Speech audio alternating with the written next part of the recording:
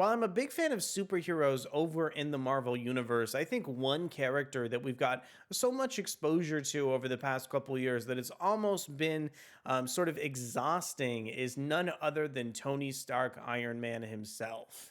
In recent Marvel runs, I've been shocked to see different creators kind of make this character seem interesting, even though you'd figure that everything that could be done with this hero has already been done. Thankfully, Marvel is actually kind of utilizing a fascinating new creative team to tell stories that readers have never seen before in the past in old Iron Man stories. Today, we're going to go ahead and take a look at why I Am Iron Man inspires new confidence in me for sort of Tony Stark and the shape of the miniseries to come.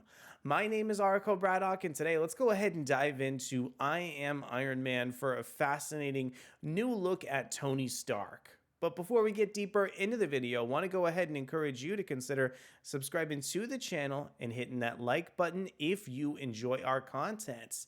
And I want to share a little bit more context behind I Am Iron Man with Marvel's solicitation text that they wrote to introduce the issue.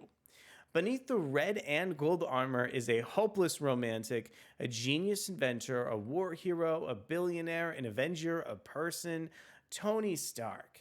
Dynamic duo Murewa Ayodele and Dotun Akande unite again to journey through the rich history of Iron Man, telling stories never seen before that are set in iconic eras of old Shellhead. No better way to celebrate Iron Man's 60th anniversary than getting to watch him be the Earth's mightiest hero who we love so much. Kaiju battles under the sea, alien invasions in the desert, a rescue mission in outer space, all of that and more are to be expected in this new series. Ideal for readers new to Iron Man and long-standing fans of the Golden Avenger. And I want to introduce the wonderful creative team over on I Am Iron Man. This one is written by Murewa Ayodele, illustrated by Dotun Akande, and lettered by VC's Joe Caramagna. Plus, the cover for the issue is actually depicted over from Dotun Akande as well. Here is a look over at the kind of gorgeous and stylistic cover in I Am Iron Man. I really think that this kind of cover does a great job symbolizing this issue is kind of encompassing so many different eras of Tony Stark's career. I love the fact that Akande illustrated the cover and the interiors of the issue because I think it kind of perfectly matches up with what we see in the actual interior of the book as well. And one big thing that I kind of wanted to show to shine out in this issue was just how wonderful like the sense of design was, and this kind of image of Tony Stark with the birthday cake is. I think it really kind of shows that there's some, love and interest being, put behind this Iron Man tale. And I really think it just gets readers off on a really great foot when they're kind of, reading more about this character. Plus, like the interesting kind of futuristic way that Tony Stark's like glove is sort of like reaching out and holding the cake is just such like a fascinating visual image. And I'm very happy to say that the visuals from Dotun Akande kind of continue to pop up throughout the series as we go deeper into the title.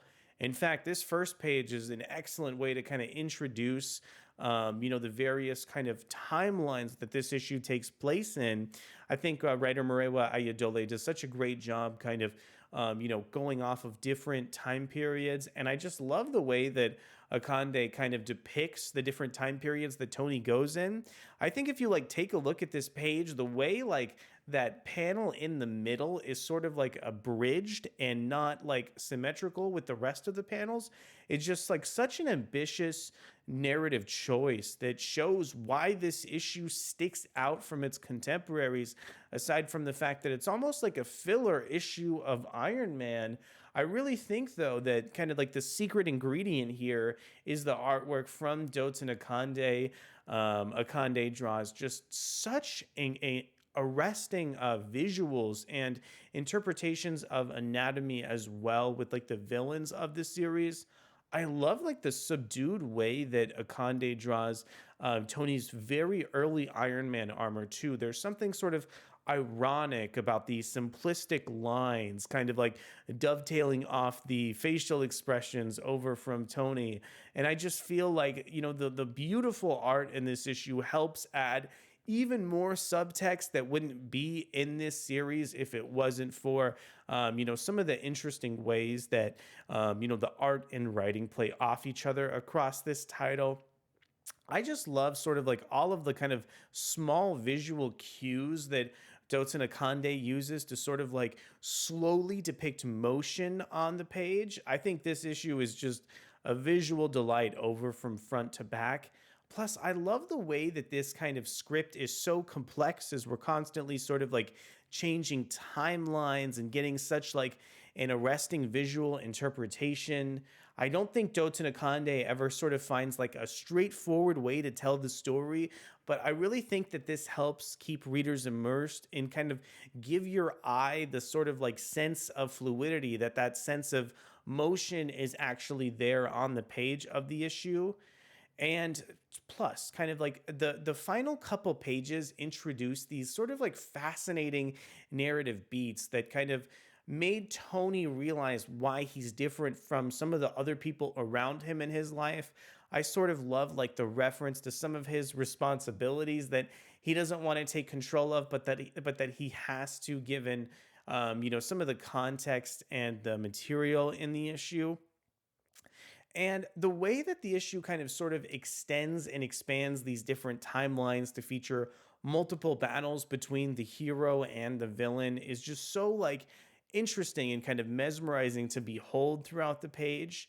I really love the sort of kind of complicated cat and mouse game there is between kind of like the villain and Tony Stark throughout this issue. And then I think when we finally collide and get a little bit of a glimpse at even more science fiction esque concepts throughout the series, that it really strikes a very kind of complicated emotional tone to go along with the sort of complex science fiction aspects that sort of are kind of like sandwiched within the narrative. And also the kind of final panel in the issue just gives it that really kind of nice climactic beat that readers probably wouldn't expect to get at the end of the title. I love the way that the kind of last panel also is a triumphant narrative moment for an issue that's sort of so kind of like despondent throughout some of the writing and art, just due to the way that Ayodele and Akande,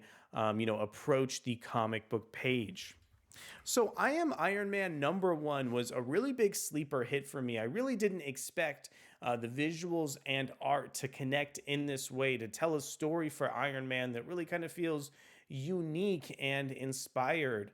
I think the way that kind of Dotun Akande draws and kind of like depicts this series gives this title a sort of timeless element that really allows it to sort of have such interesting visuals and get away with depicting like so many years of comic book continuity in one issue and having it feel like a seamless story. So I want to know from you, what were some of your thoughts over on I Am Iron Man? Did the art and narrative grab you as much as it did for me? Well, thank you guys so much for coming to check out the video, and we'll be back really soon with more excellent comic book content. Thanks so much, and we'll see you soon. Bye.